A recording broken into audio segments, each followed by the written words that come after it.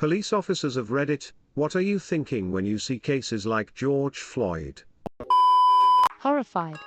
When you have someone in custody, you are responsible for their safety and well-being. Why don't we see police officers or departments come out and condemn things like this when they happen? I was on a police subreddit yesterday and most people seem to agree with you, and stressing that this is less common than the media would have us believe. It was basically boiled down to yeah, this is bad. The media jumps on it and the police are not set up to fight a PR battle with the media. I understand that argument, but when so many people agree that what happened is wrong, wouldn't it be a good move to stand up and say we do not condone this as an organization? It's a really bad look when they stay quiet or, as is the case most of time, back up the officer in question. It's like if there was a problem with mailmen stealing packages, I would expect the post office to fire them, have them arrested, and let the public know that it won't be tolerated. We see police unions support politicians for election, but we never see them come together to condemn this sort of thing. It's just a really bad look for all the good cops out there, and I wonder why they don't speak up more often. Houston Police Chief Art Acavado is speaking and tweeting out against it. He used to be Austin's chief. I really appreciate him doing that. I appreciate that. Next though, he needs to finally address the no-knock plainclothes raid that ended up with 2 people dead and exposed HBD faking evidence and showing how crooked cops could be. Edit. I was too hasty in writing this and got the details wrong. It was the police union chief, Gamaldi, who said the line about making a list. Sorry for the misinformation. And please don't buy awards. What the fuck? You can't hide from Reddit lol.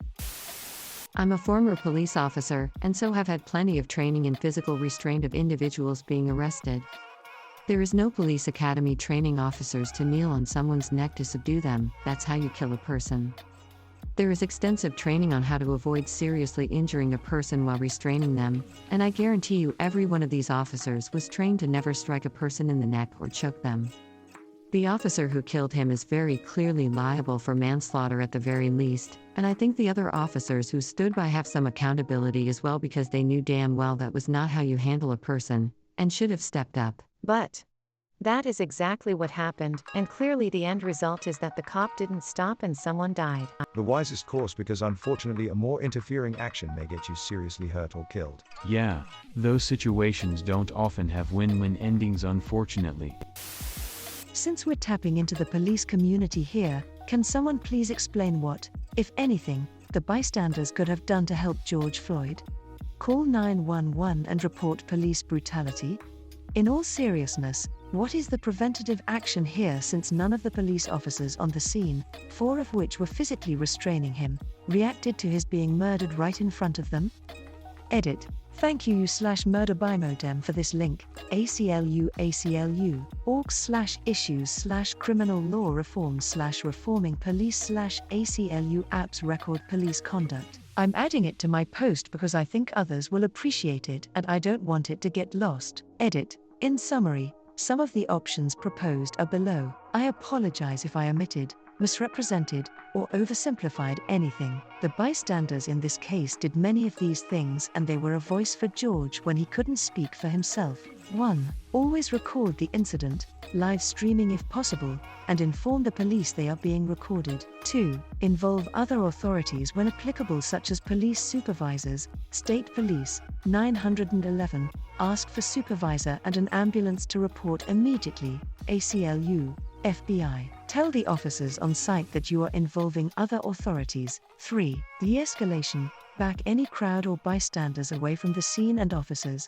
while still being able to record the incident. Have one person, preferably a white person, attempt to approach the officers as a medical professional or voice of reason to explain that it appears that medical treatment may be required, and remind the officers that their best interests, career, family, reputation, etc., are to act responsibly. 4. Create a diversion/distraction that requires the officers to release the hold, not custody, of anyone in imminent medical danger. 5. Physically remove the threat imposed by the officers by force. This includes exercising your right to carry and discharge a gun. I think everyone agrees that this option will most likely result in physical, potentially fatal, and legal ramifications for the individuals involved unless the group of bystanders are organized enough and outnumber the officers on the scene to the extent that they can safely take control without further harm. 6. Systemic change. Vote, local and national, For people that value human life and will implement change to protect it, this is not an anti-gun sentiment. If you value your right to carry a gun, then vote for people that support that. Be vocal in demanding justice when these incidents occur. Push for improved training, hiring practices, and accountability within the police force. I would imagine that this may also include increasing pay for the police force to attract more suitable individuals into the positions. Possibly implement a citizen-based governing body to oversee the police force and their actions. I hope there's an answer to this. My exact thought. If that cop was willing to kill one person, why think he wouldn't do something drastic to a bystander trying to help? Edit reading through replies, it seems there's no great answer. You either commit a crime yourself and risk the same fate, or you call the next level of police and hope it's not too late. I think this is an important place to start within reform. There needs to be immediate legal action that can be taken if you feel a police officer is threatening someone's life. Life is precious and we have to do better. One of the most chilling elements is they knew they were being recorded by bystanders. They felt untouchable.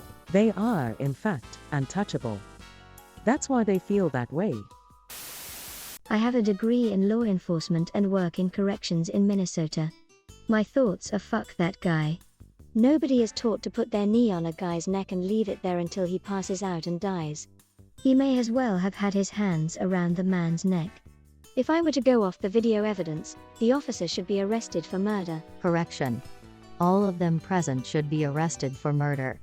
Edit. They actively prevented others from intervening despite being told multiple times how serious the situation was. So yes, they all are guilty. Edit. There is a difference between what they deserve and what can be reasonable proven. I get that. I speaking about what they deserve. You're right. One of the others definitely could have stepped in and took over. I have no fucking idea why they just kept him there on the ground like that after being cuffed. It's ridiculous. Would they all get the same charge? I'm assuming the idiot with his knee on the man's neck would get a more severe charge, right? Edit. So the other men are accomplices, not accessories, which means they could face the same charge. We will see though. If you drive the getaway car and the guy inside shoots the clerk, you catch a murder charge. This is worse than that. 10x worse. These men are actually supposed to be the law. They should have much more of a responsibility to stop bad behavior than a common criminal. Not a local, I'm a Fed. 5 years into the job. George Floyd was murdered and it's fucking disgusting. We're trained that anything involving the neck is a no-go and is considered deadly force. We were also trained that if you make an arrest in a prone position, you search and then immediately move them onto their side or a seated position, because the risk of asphyxiation is so great. If a suspect says they can't breathe, believe them and take measures to correct to it. This training is reinforced at least twice a year in our use of force training. These officers deserve to spend the rest of their lives in prison. It's reassuring to hear this. Any suggestions on how employment screening could be improved to avoid letting people like this join the ranks and tarnish the reputation of all the good cops? I'm not a cop, but I think we need a new organization specifically for investigating police corruption and crime. This organization should have an anonymous phone number good policemen can call to report crime, corruption, racists, etc., within a local or state police force, and have them investigated. A post I can finally answer. Based in Scotland, I'm a police officer with 5 years service, 2 of which I have been a part-time officer safety instructor. During this training we go over retraining subjects and handcuff techniques that we use to a T. This includes all safety aspects including where to apply handcuffs, how tight they should be, ensuring the technique is done correctly and that the subject is in a controlled but safe position. Positional asphyxia is a vital topic we cover, and it is reiterated time and time again that if a subject ends up on the ground we never, and I reiterate again, never, place any sort of weight on them. Hell, even when sitting in the back of our cars, we watch them and ensure they can breathe and are in a comfortable position for transport. What these cops did was just plain stupid, disproportionate and frankly an embarrassment to policing. I'd also use disgusting if I'm honest. I just hope that people know we are not like this. Edit. This is my first comment and it has received more attention than I could have imagined, which I thank you all for. To address some points raised in the replies, I appreciate I work in a far different environment, but we still have to restrain subjects while cuffed, and at no point has it resulted in an incident like this, or even an officer in the position shown in the video. I absolutely condemn his actions, and this should never have happened. As for what was going on his head, I have no idea whether it be red mist or he thought something else. Either way, he should lose his job and face the full consequences of his action. Unfortunately, some hate, as expected, in some replies, which I understand. However, one officer cannot be held accountable for another. So again, I hope people understand that this is a small minority of the job and the rest are always there to help. Stay safe, folks. Visited Scotland a couple years ago and loved it.